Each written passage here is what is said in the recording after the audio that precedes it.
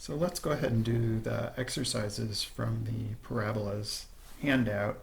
We've already talked our way through the first couple of pages here. We're to the third page of the handout where the exercises begin. And here is exercise 1 written out by hand. Rewrite the equation in standard form. Determine the vertex, focus, and directrix of the parabola. So remember, in this section, we're only going to look at parabolas that have their vertex at 0, 0. So these equations are actually going to be fairly simple in form.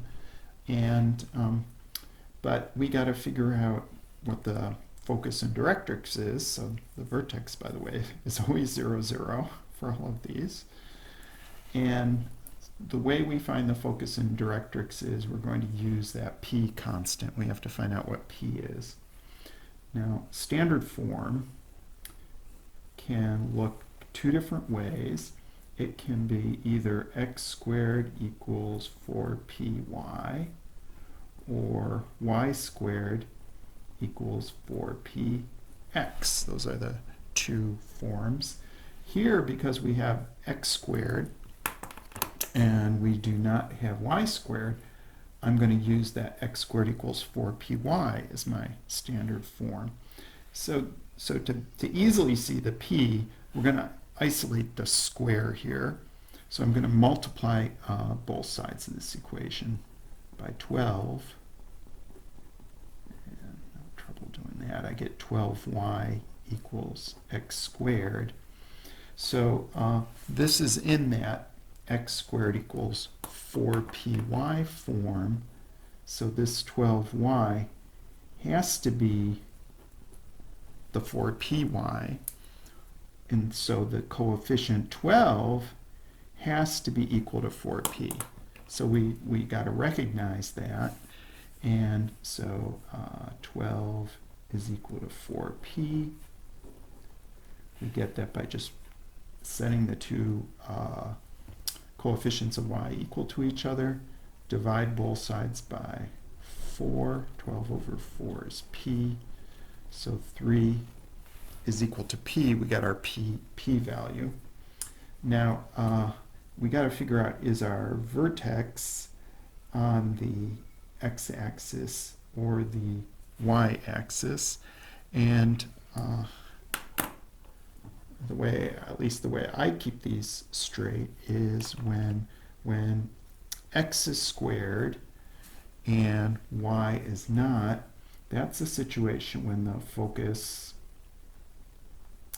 is on the y-axis, so that the parabola is going to either turn upward or downward, because y is a function of x.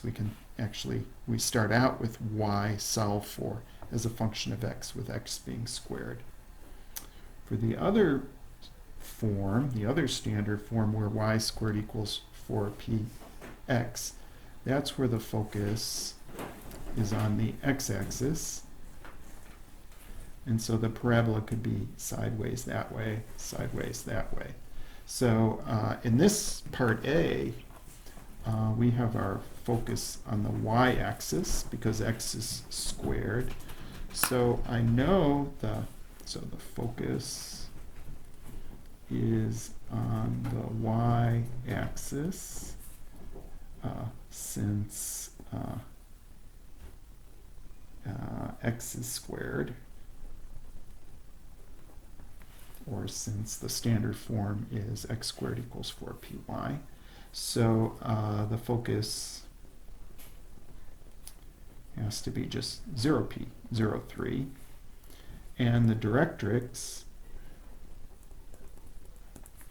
is going to be a horizontal line, y equals negative p, y equals negative 3.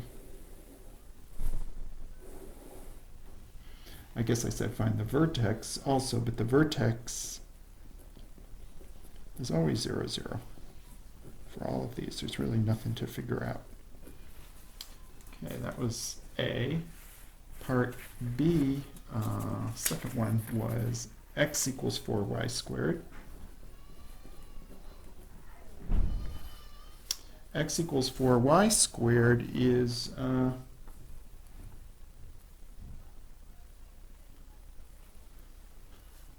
looks like you might think, oh, is that already in standard form? Well, the standard form is y squared equals 4px, or you can just write it as 4px equals y squared. That's the same thing if I turn it around.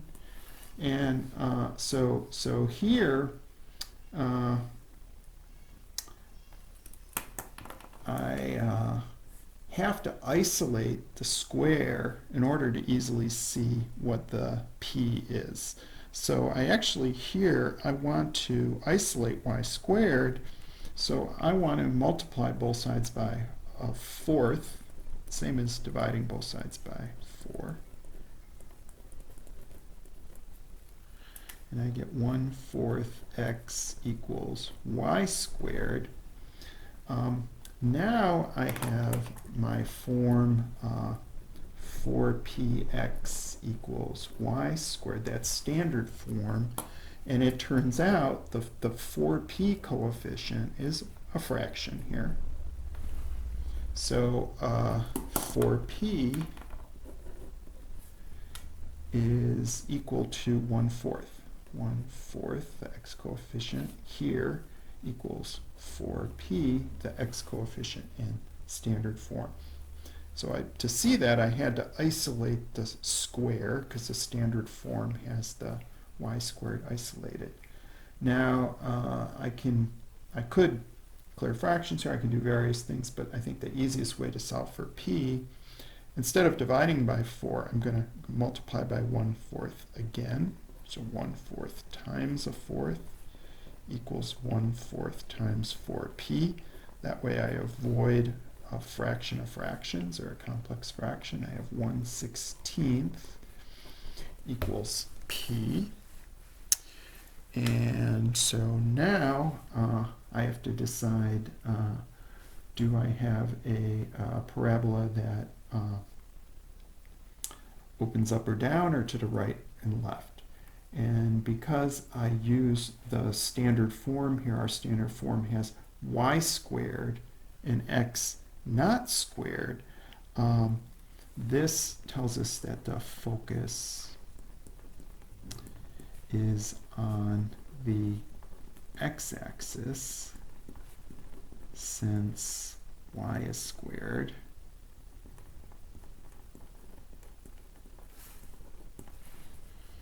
And so my focus on the x-axis is going to have 1/16 as its x-coordinate and 0 as the y-coordinate. My directrix, in this case, is going to be parallel to the y-axis. It's going to be a vertical line. And so its equation is of the form x equals a constant. It's x equals -1/16. So there's my focus, my directrix equation, and the vertex, again, is 0, 0. So here maybe it's worth just sketching a quick picture. We have a parabola that's kind of like that, with a focus there and a directrix there in part B. In part A, our picture would have looked more like a quadratic function kind of picture, with a parabola curving upward, a focus there, directrix there. I didn't ask you to draw a graph. I didn't want to draw a graph for these, but I think it just, in our minds, we want to see that's the kind of picture we're working from. Okay, so that's A and B. Let's move on to part C. Just good old y equals x squared. And I kind of like this example because we already know what the graph looks like of y equals x squared, right? So I know my focus is going to be on the y-axis. I know my directrix is going to be parallel to the x-axis. We need our standard form.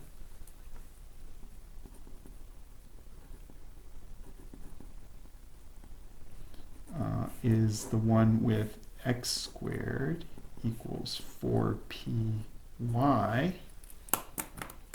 So in C, we have x squared equals y. Just bring that down here. And so the coefficient of y is 1. That means our 4p coefficient is equal to 1. 1 is equal to 4p. So when I divide both sides by 4, 1/4 is p. And focus is on the y-axis. We already know that because we know we're working with y equals x squared. So 0, 1/4 is where the focus is for our favorite parabola, y equals x squared. The directrix is going to be a horizontal line, so not a point, but a horizontal line. Its equation is y equals minus p, -1/4. And the vertex, again, is 0, 0. So we've got the part C completed. So I think I'm going to leave the remaining exercises for another video. So we'll stop here for now.